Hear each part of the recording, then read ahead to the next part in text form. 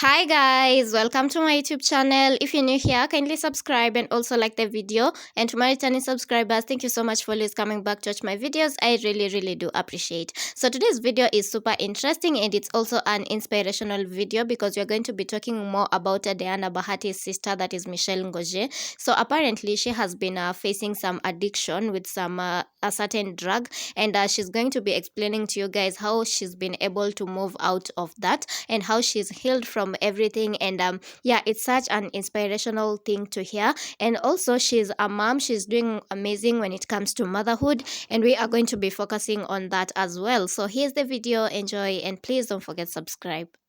So if you are someone who struggles from an addiction, whatever it is, here is something that helped me. I was very heavily addicted to weed, marijuana, and right now I think I've not smoked in maybe like 6 years, five to 6 years. It's been a while. Something that helped me in my journey that I feel like any person who has ever had to deal with addiction, that it can help, is getting rid of anything that can push you towards that. So when I finally decided to quit it, we took everything and we flushed it down the toilet. Seems like a very easy concept, but you not having availability to whatever it is that you're craving for, sometimes just being in a space where it's not there necessarily really helps. Another thing was something that Joyce Meyer said. She struggled with cigarette addiction for so long. So she said that whenever she would have the craving to smoke, she would always use her words and she would always say, I hate the smell of cigarettes, I hate the taste of cigarettes, I hate how it makes me feel, etc. Even while she was smoking. So I was like, you know what? Is it a story of drama, or what does it actually work? I actually started saying it as well. I hate the smell of weed. I hate how it makes me feel. Although you can find this kiapua. With time, that sort of became something I started believing in. And I caught myself one time as I was smoking and I sort of felt like vomiting. I was like, oh, So using actually your words and repetitively saying and declaring that, you know what, I don't like this, I don't do this, even though you are still currently doing it. And then obviously the last thing is separating yourself from anybody who still indulges in that. So any of our friends who would smoke weed, we would sort of keep a distance from them, not because that they are bad people or anything, but it's just that I wanted something different with my life.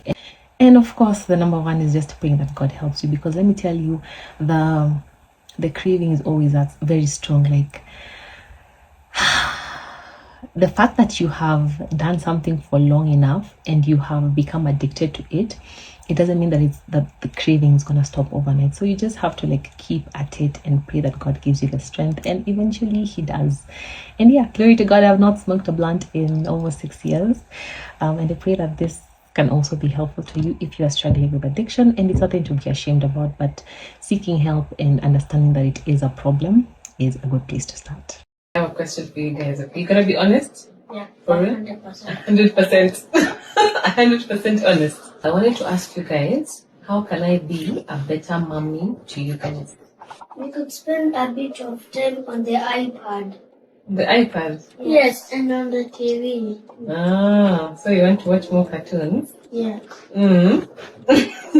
Okay. Every day when we come from school, don't be mad at us because we are dirty.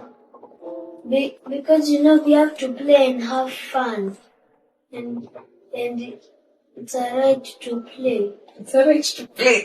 Yes, it's alright. Guys, it's not that I don't usually want you to have fun. It's that I usually want you to try and keep your clothes a bit clean, but it's okay, I understand. So you guys want to be having as much fun as possible? Yes. I'll do better then. I won't be getting annoyed. Oh. Welcome to the behind the scenes of my one-on-one class with Dee a few months ago. This is when I'm getting around to posting it. But she chose a 5-hour masterclass, and on day 1, we did this gorgeous ombre eye look, skin work, and this is how it turned out. I didn't have enough time to wait for her to finish her call, so I just took it as I went. And then we did day 2, and this was day 3. This was the final day. And on the final day, you usually do everything beginning to end by yourself, just so I can be able to gauge your technique, and also if you're able to remember the steps. You can see she was really feeling herself with her eyes. She's really been wanting to know how to do this eye. She went again obviously with the skin work and setting spray. So on a scale of 1 to 10, I'd give myself a 7. A 7? Yeah. A 7 is high, that's good. I've tried. You have. I have. So,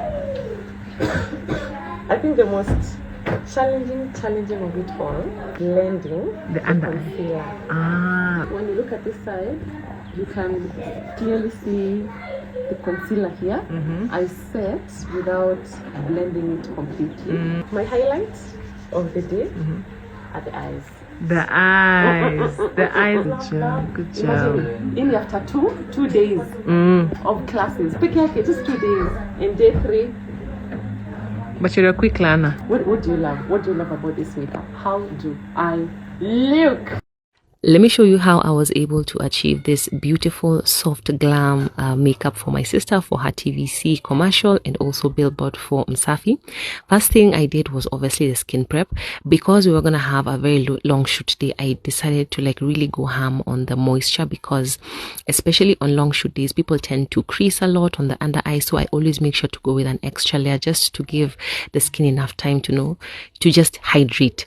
Next, I did go in with the eyebrows and the eyes. The brief was something very soft and very natural, but I still wanted a little bit of dimension, so I did the lightest smoky eye.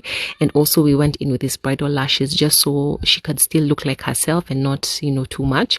I did go ahead with underpainting because I feel like underpainting always makes your skin look natural as opposed to putting concealer on top of foundation. And then did a bit of powder and then setting spray. The key with the longevity of the makeup, especially when you're having long shoot days or event days, for me, is layering your setting spray. So I like to layer my hydrating setting spray, and I'll also layer my mattifying setting spray, just so that your skin still looks like skin and you still have that glow. This is how the final look turned out. It was so pretty. She still looked like herself, but still looked a bit of glam, and yeah, very nice, very matte, but still skin like. This is what it was looking like after a few hours of the shoot. The shoot took quite long, and the only touch-ups we did were for the powder.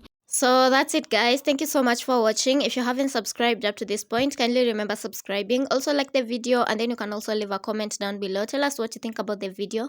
Also tell us what you have learned through Michelle, and has it helped you in any way, because I'm sure it's gonna help a lot of people.